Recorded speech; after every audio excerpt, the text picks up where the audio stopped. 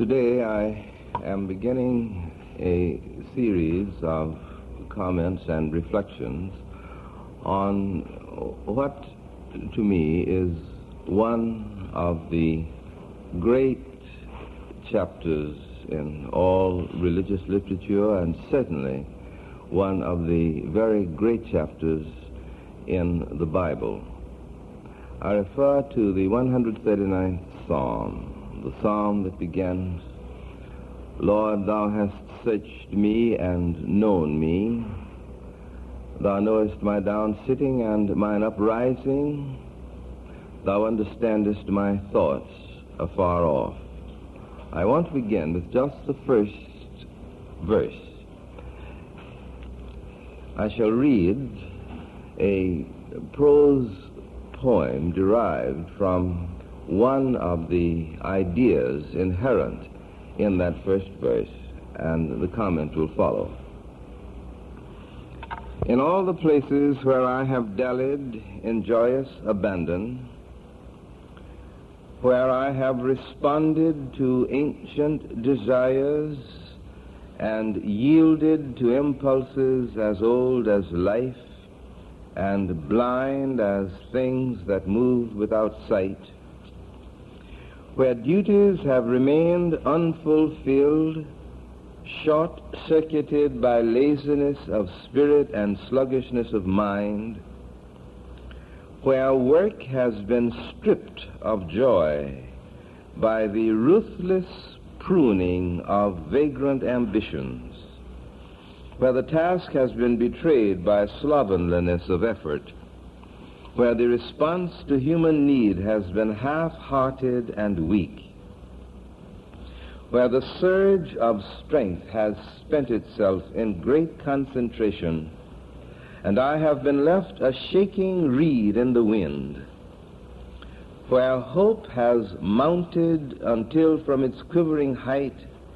I have beheld the glory and wonder of the new dawn of great awakening, where the quiet hush of utter surrender envelops me in the great silence of an intimate commitment.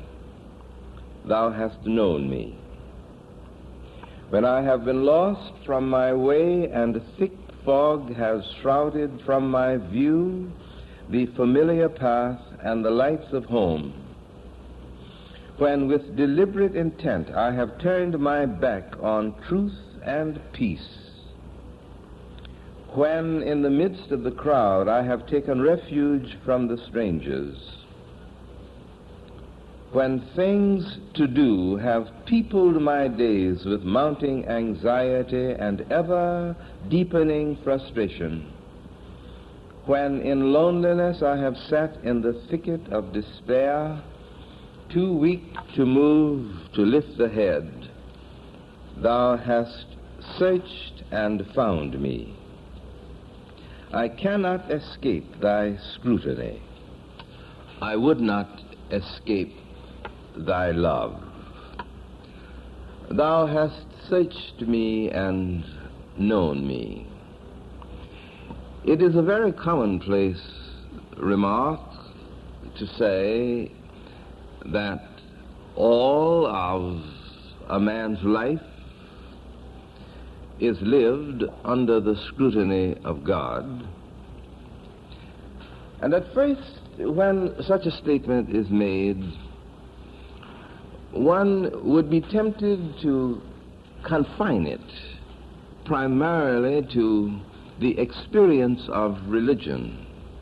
One may be tempted to designate the idea itself as a religious idea, that God envelops all of life, that there is no waking moment that is outside of the scrutiny and the judgment of God.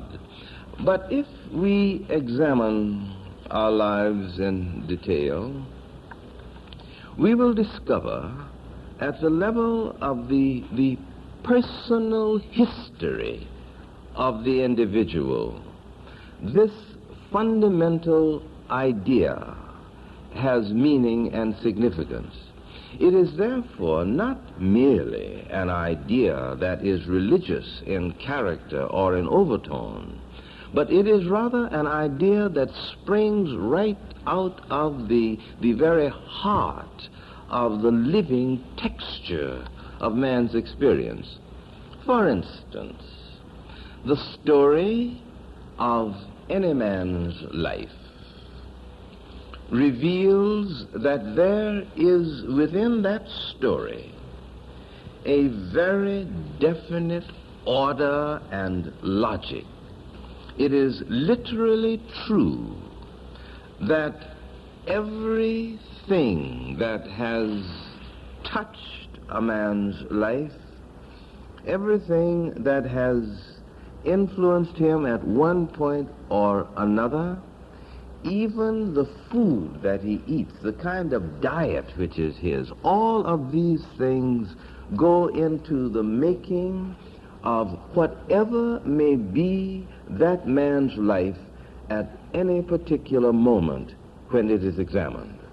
It is for this reason that Tennyson puts on the lips of Ulysses, for instance, "I'm a part of all that I have met, yet all experience is an arch where through gleams that untraveled world, whose margin fades forever and forever when I move."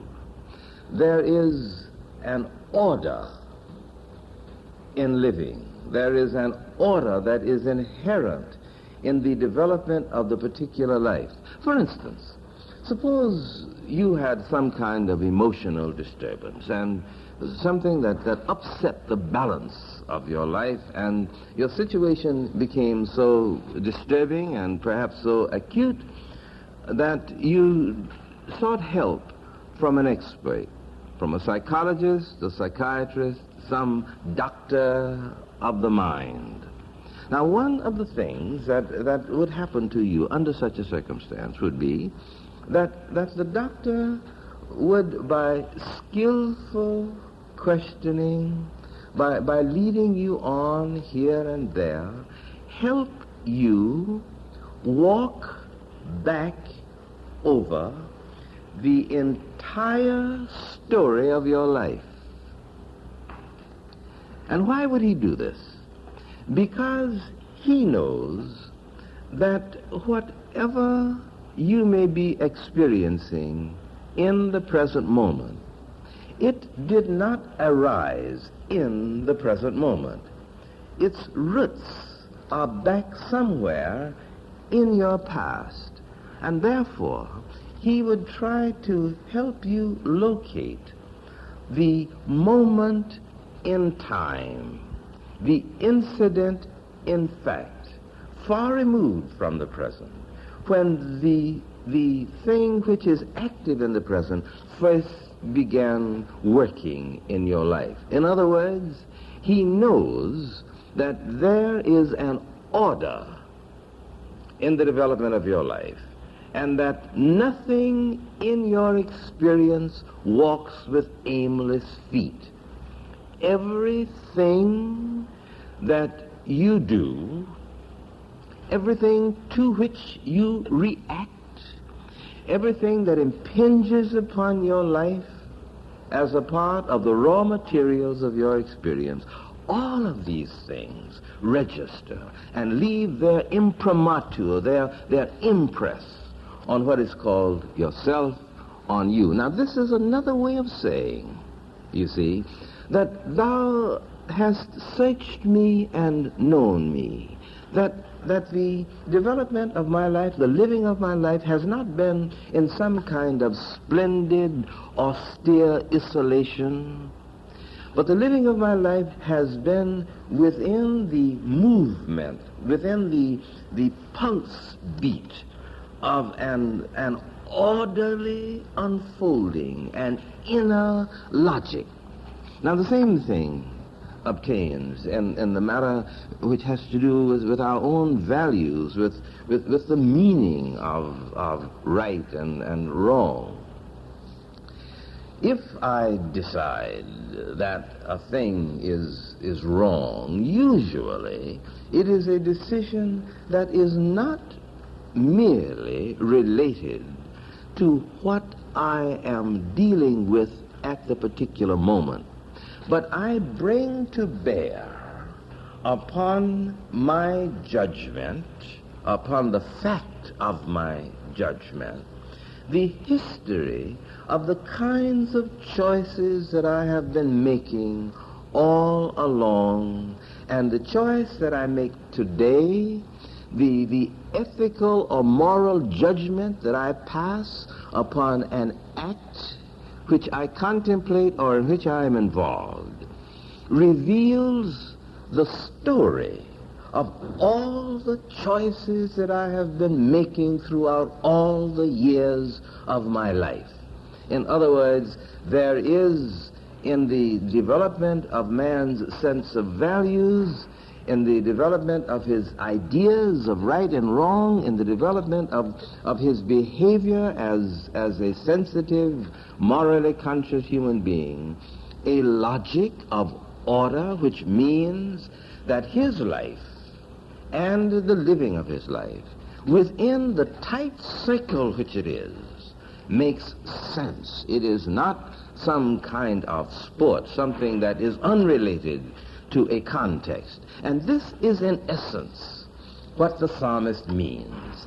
Thou hast searched me and known me. The whole context of my life has been lived under the scrutiny of God, and nothing that happens to me is a part of something that is really irrelevant to the order of my life. And therefore, one may live with confidence and join with the psalmist, Lord, thou hast searched me and known me always.